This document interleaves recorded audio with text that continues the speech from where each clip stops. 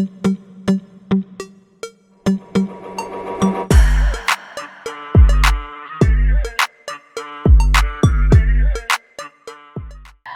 guys, and welcome to round 2 of my Sew with Me summer series. Now in round 1, we did the kimono top and the shorts, which is one of my perfect summer outfits. So if you haven't checked round 1, it's a 3-part series and I encourage you to check it out. Right now, we are in round 2 and part 2 of the perfect summer brunch outfit for me. Right now in the Virgin Islands, we are getting ready for our 70th year of emancipation celebration. And, you know, lots of activities going on, lots of stuff happening, lots of friends and relatives are coming in, so I would be out and about and and I usually travel during that time of the year, but this year I'm staying put, so I do have to make sure that I have some clothes ready in my arsenal and good to go. So right now I'm trying to get the wardrobe ready in case I have to do some sort of summer brunch. And I decided on McCall's 7982 for the trouser shorts and McCall's 7602 for the mock wrap top. So in part 1 of round 2, I talked about my sewing plans and explained all of these in details along with the fabric, which was quite a shocker because I selected the eggshell satin blend fabric. So I've already prepared it. The fabric is already cut out.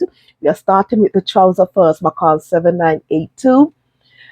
And so all 8 pieces are cut out, adjustments are made, and we are ready to go. So I have my instructions here.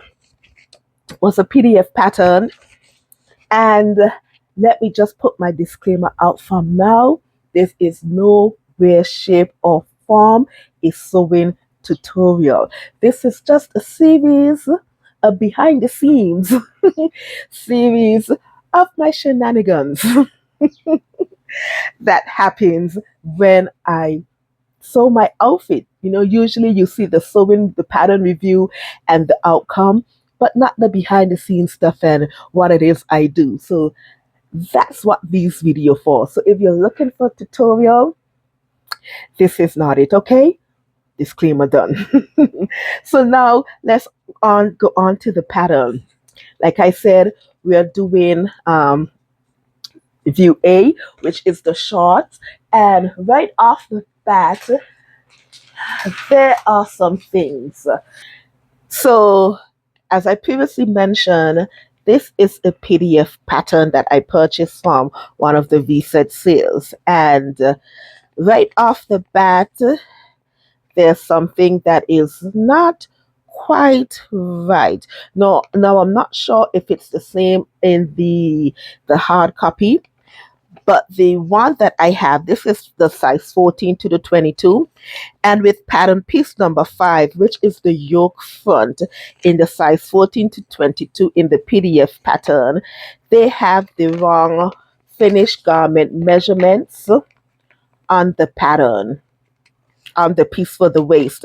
So it indicates the finished garment measurements for the size 6 to 14 and not the larger size, which this pattern is.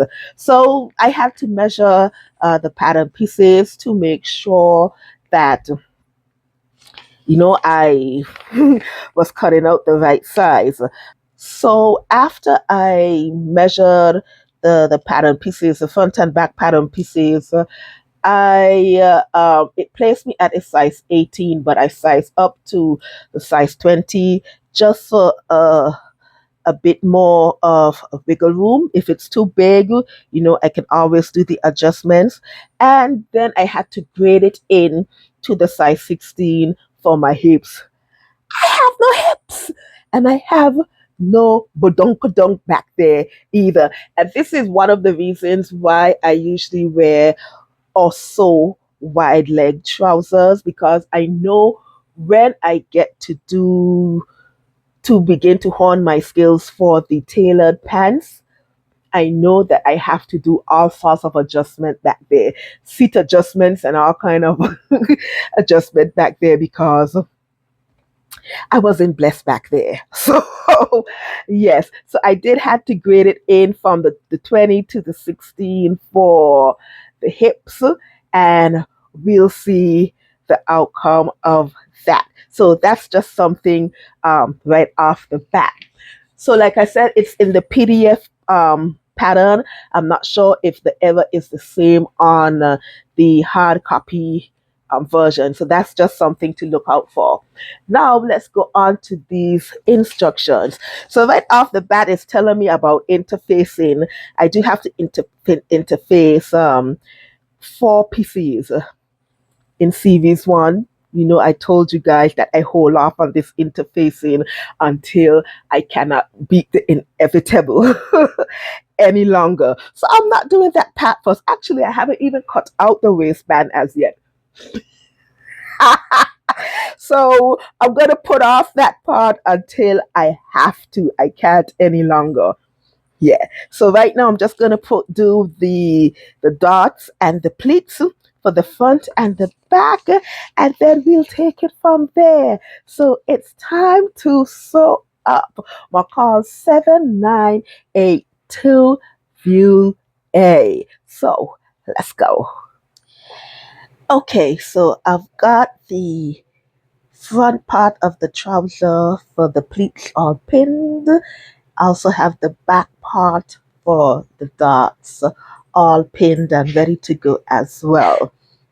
Don't mind my markings, guys. I know it looks like I'm about to perform some sort of surgery. Well, if you want to look at it that way, you can. This will all be ironed out, so I'm not too bothered about that. The material. Um, I'm not sure how to feel about this material as yet, to be honest. Like I said, it's a suiting blend, but I find it to be a bit slidey. Even when I was cutting it out, I used the rotary cutter, and it was cut on a hard, flat surface and everything. But it gave the impression as if it's going to stretch even after when you cut it, it kind of drooped, and I don't know what's the exact blend of it, but I know it's a suiting blend.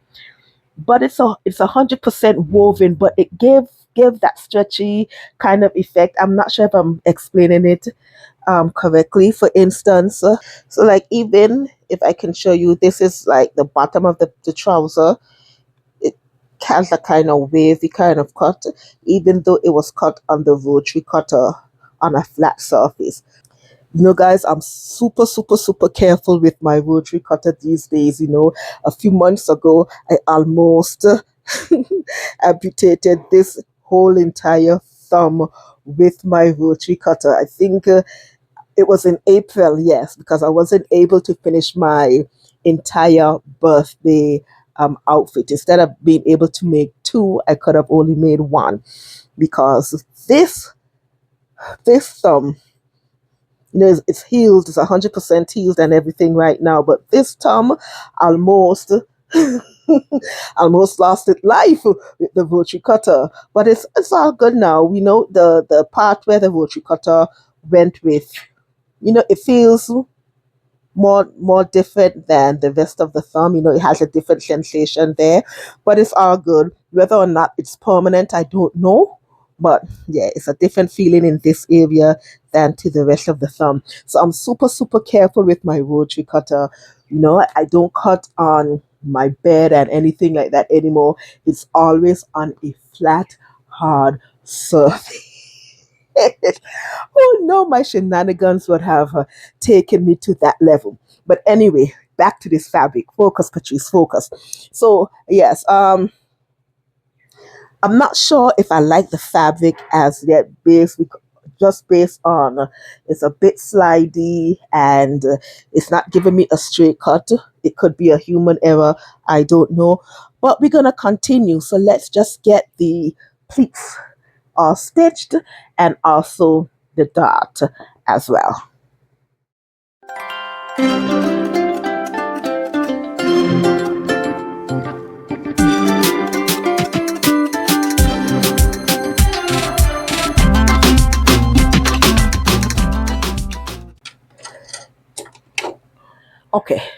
Okay, okay.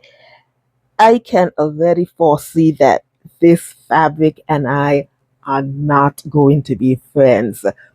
It shifts a lot. That's the word I was looking for previously. It shifts. It shifts and goes like a knit fabric, but it has no knit like properties. It's completely woven.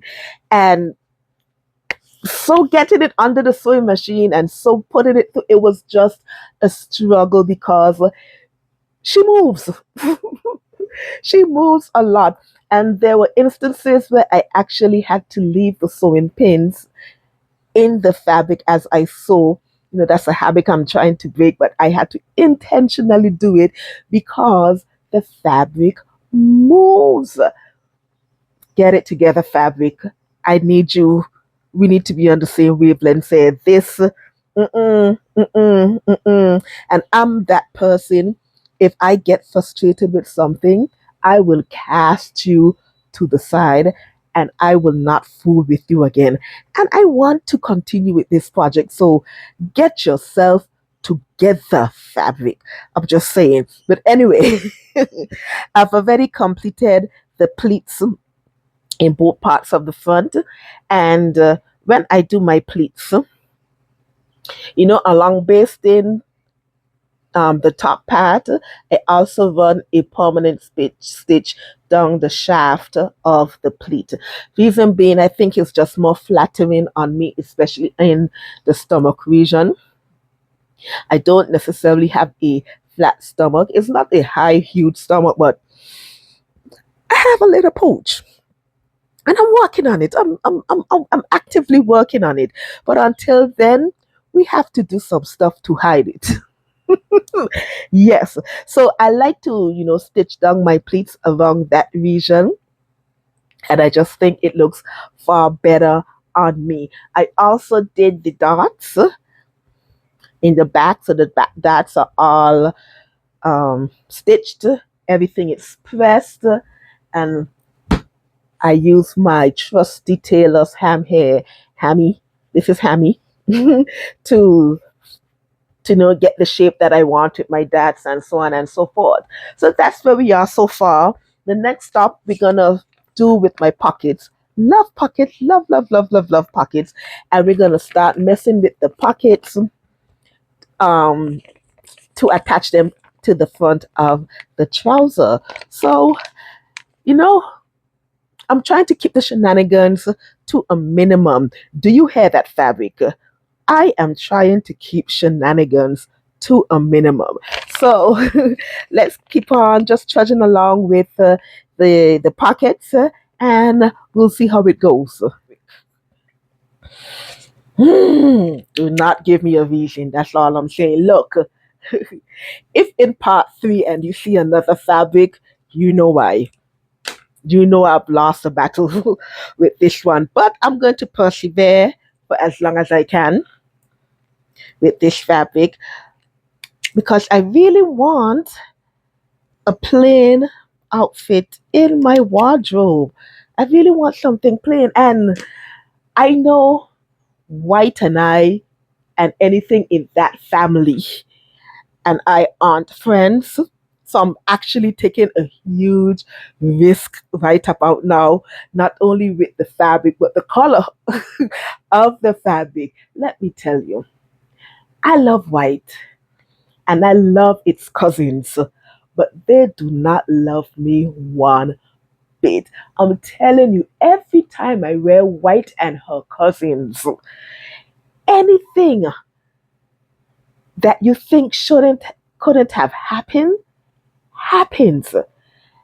And I come home with every color underneath the sun except white or her cousins. And I'm saying, this is a brunch outfit for me. Oh my goodness, Patrice, what were you thinking? But anyway, let's continue with this and we'll see how it turns out. Okay, guys, so a few hours have passed and I'm still at it. As you can see, it's darkness out there, and you can hear all the night animals doing whatever they do in the night. Okay, so I've attached the yoke to the front part. I'm still at the front part, you guys, of this pants. Oh gosh, I don't know whether I have bitten off more than I can chew right about this point, but I'm going to persevere because I want to see the outcome of this trouser. So I've already attached the yoke to the front, and now I'm messing with this fly front zipper. Now, I've never done a fly front zipper before, and this thing is kicking my backside. Oh my goodness. Okay, so I've tried multiple times reading the instructions on in the pattern. This shit isn't working for me right about now. So I managed to go onto YouTube University. I found a tutorial and I think I'm going to try that method and see what the outcome is. I wanted to just toss it to the side for a moment and then start the back with the back pockets and everything, but I say no, Pat, eventually you would have to return to this god-forsaken fly front, and you have to do it at some point because you want to end up doing denim trousers and trousers, so all of these things have fly front zippers, so therefore we have to do it. So I've watched the tutorial, and if I'm successful with it, I'll put the tutorial in the description box or even at the bottom of the screen, so you guys would know what it is. So let me do a thing here now, and I'll come back with the results.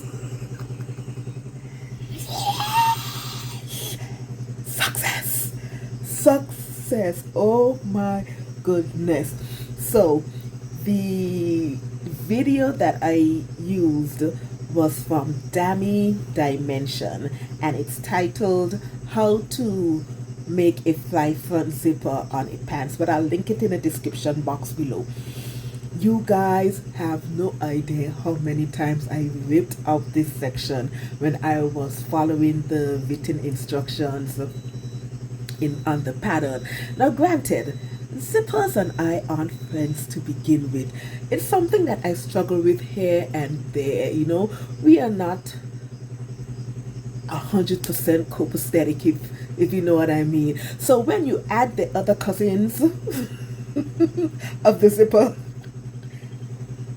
no, but I'm so glad that I was able to find a tutorial that was easy to understand, and I was able to execute it. So Dammy Dimension on YouTube, guys. So here's the outcome. Now it's not 100% perfect, but it's good enough. It's good enough, and I love it. And as you can see, I got rid of all my surgical marks. Yeah, so I am finally ready to go on to the back part of the pants, and I can't wait to try it on. I definitely can't wait to try it on. So yeah me.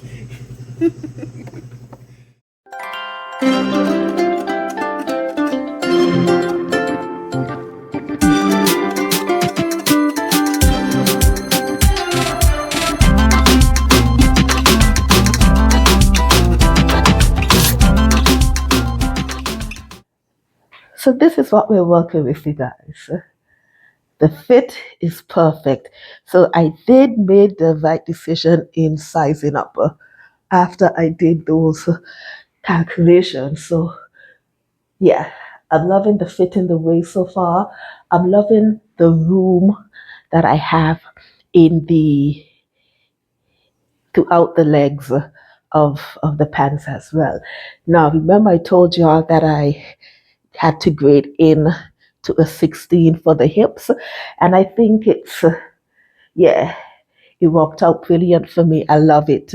I love it. Told you guys I have no hips, but we're gonna make it work. Yes, yes, yes. So, um, I did made a boo boo with the pockets, just a slight boo boo. This one, yeah, I stitched slightly higher than I was supposed to stitch. This one is correct. I can get my hands in, no problem. But for this one, it's a bit of a struggle. So I have two options. I can actually go back and fix this pocket so that it becomes more functional, or I can just throw caution to the wind and say, look, it is what it is. We can just use this pocket. Okay, so that's the only thing about it. So the only thing that I have left to do is the hemming of the pants and to put on the waistband. But yeah, I'm loving it so far. Can't wait to give it a good iron, and we'll see. Here's the back of it with the other two pockets. Yep. Love it, love it, love it, love it, love it, love it, love it, love it, love it. Yep. So let me finish this bad boy. That's it. We'll take it from there. All right. Back to the machine we go. So I can no longer escape the inevitable, guys. It's time for me to cut out the waistband and to add the interfacing. You would think that when I cut out everything to the material, I would have done the waistband. What is wrong with me?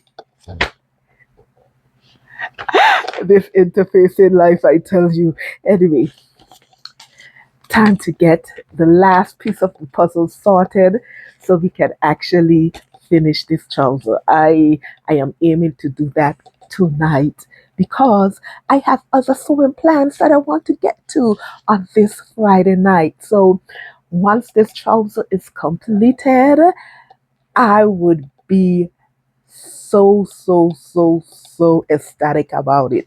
So let me just get this waistband sorted and we're good to go.